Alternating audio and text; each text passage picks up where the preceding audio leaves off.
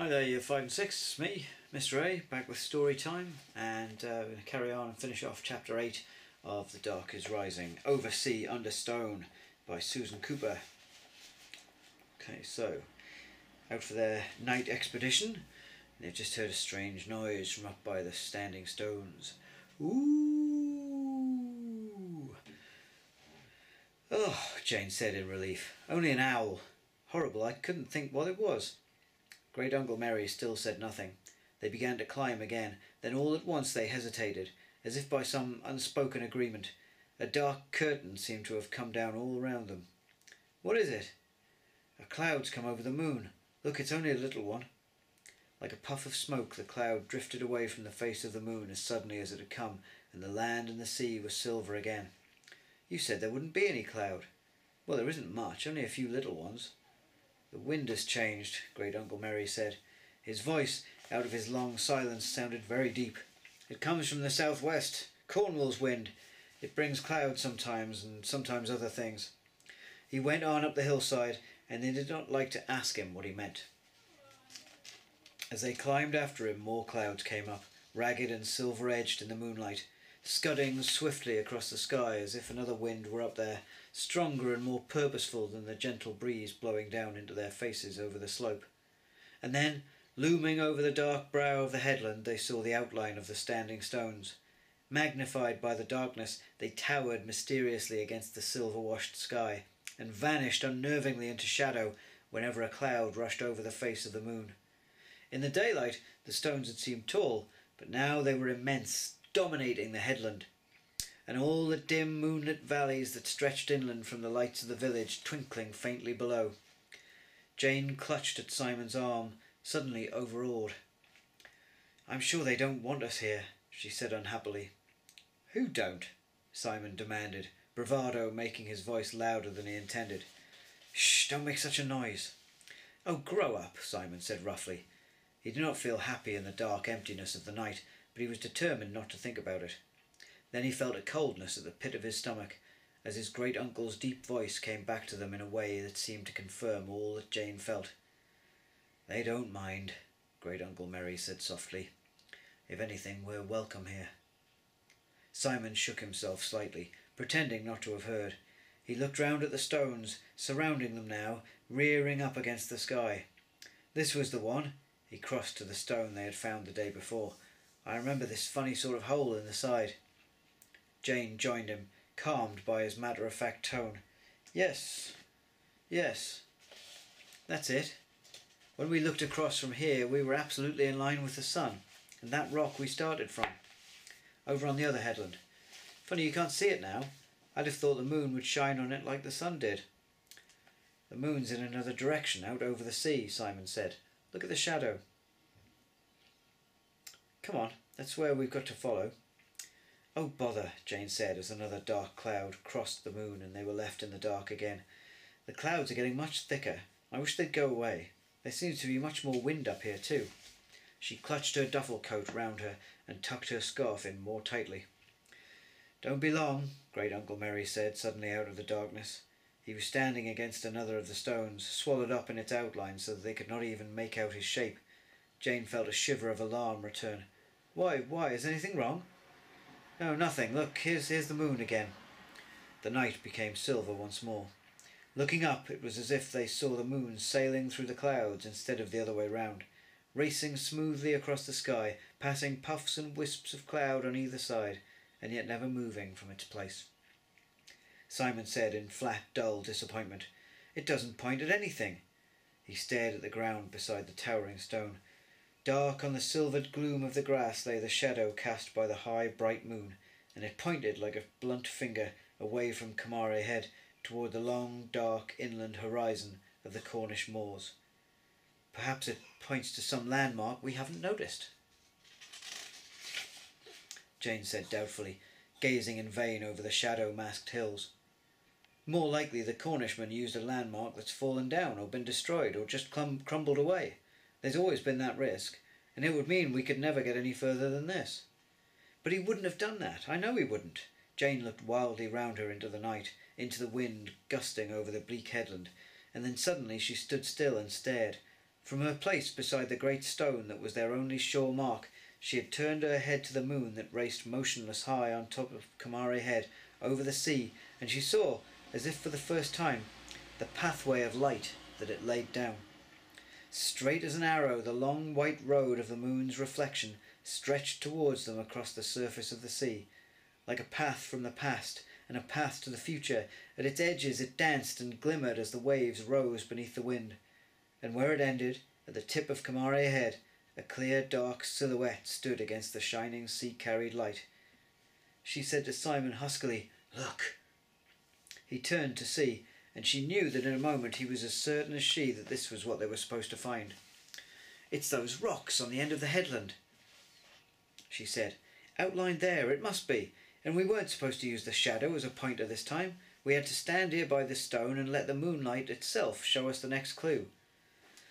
"And that's what it does." Simon's voice rose as the familiar excitement of the chase came flooding back. "And if that's what he meant by the signs that wane and do not die, then the Grail must be hidden somewhere in that clump of rocks, buried on the end of Kamari Head. Gosh, Gummery, we've found it." He turned back towards the silent, dominating circle of the standing stones, and then hesitated. "Gummery?" he said uncertainly. Jane came quickly to stand close to him. Out of the shelter of the rock the wind blew her ponytail round across her face. She called more loudly, "Gummery, where are you?" There was no answer but the rise and fall of the sighing wind, loud enough now to drown the distant murmur of the sea. Jane, feeling very small indeed under the ghostly group of great stones, took hold of Simon's sleeve. Her voice quavered in spite of itself. "Oh, Simon, where's he gone?" Simon called into the growing wind, "Great Uncle Merry! Great Uncle Merry, where are you?" There was no answer but the rise and fall of the sighing wind, loud enough... read that bit. But there was still nothing from the darkness, and the high white moon sailing, now dark, now light, and the noise of the wind. They heard the husking wail of the owl again, nearer this time, over the headland in the opposite valley, a friendless, human, desolate sound. Jane forgot everything but the loneliness of the dark. She stood speechless with fright, as if she knew a great wave was bearing down on her, and she could not move out of its path. If she had not been there, Simon would have been as paralysed by fright himself. But he took a deep breath and clenched his fists.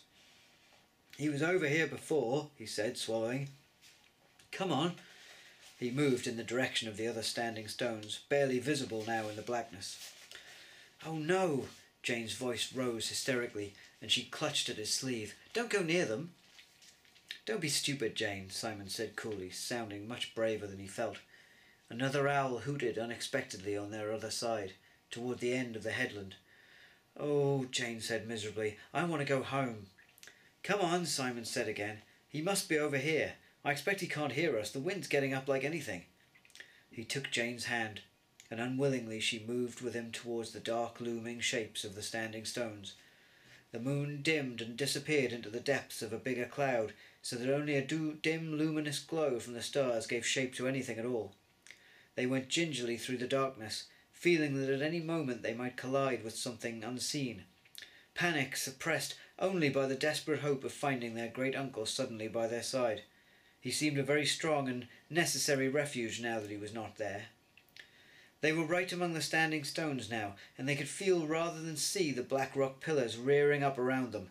The wind blew gustily, singing through the grass, and again they heard the owl cry below them out of the dark. They moved slowly together, straining their eyes to peer ahead. Then the ragged cloud turned silver again, and the moon came sailing out through the flying wisps at its edge, and in the same moment they became aware of a tall, dark shape looming up before them where no stone had been before. It seemed to swell as the wind blew, so that suddenly they saw it was no stone, but the tall figure of a man, all in black, with a long cloak that swirled in the wind as he turned, towering over them. For an instant the moonlight caught his face as he turned, and they saw eyes shadowed under dark, jutting brows, and the flash of white teeth in what was not a smile. Jane screamed, terrified, and hid her face in Simon's shoulder. And then at once the moon was covered again by cloud, and the threat and roar of the darkness seemed to rear up all around them. Without a word they swung round and ran, stumbling, driven by panic away from the silent standing stones and down the hill, until with an enormous flooding of relief they heard the call of a familiar deep voice. As they looked ahead, gasping, they saw Great Uncle Merry silhouetted against the lighter background of the sea, standing before them on the path. They rushed to him, and Jane flung her arms round his waist and clung to him, sobbing with relief. Simon had just enough self-possession left to stand on his own. Oh, Gummery," he said breathlessly, "we couldn't find you anywhere." "We must go down from here quickly," his great-uncle said, low and urgently, holding Jane to him and stroking the back of her quivering head. "I was looking for you. I knew there was something in those cries that was not like an owl. Come quickly." He bent down and picked Jane up in his arms in one swift movement, as if she had been a baby, and with Simon close at his heels he strode off down the hill, keeping to the path that they could just see as moonlight flashed through the racing clouds.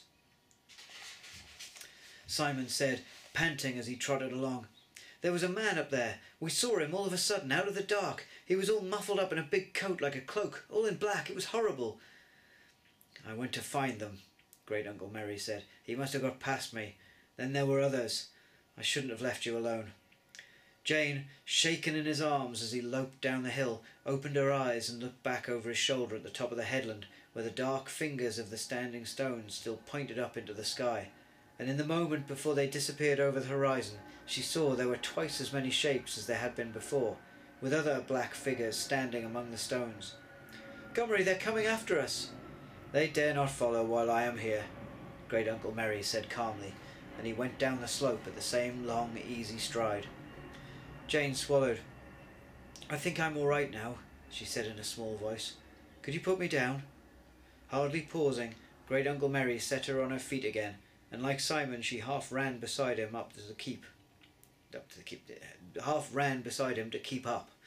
They reached the bottom of the slope and crossed the field to the road, feeling it a reassuring place after the vast bleak emptiness of the headland.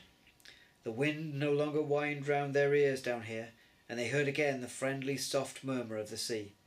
"That man," Simon said, "that man we saw. It was him, Gummery, the one we'd never seen before. It was the man you rescued me from, the man who chased me with the boy." Jane said in a small frightened voice, looking straight ahead of her at the twinkling village light as she walked, "But I recognised him straight away, when moonlight shone on his face. That's why I was so scared. It was the Vicar of Trewhissick, and he's the man who saw my outline of the map in the guidebook." Alright, the plot thickens. Alright, that's the end of chapter 8. So we'll come back tomorrow and start chapter 9. See what Barney got up to at the house. Alright, have a great day everybody. Goodbye.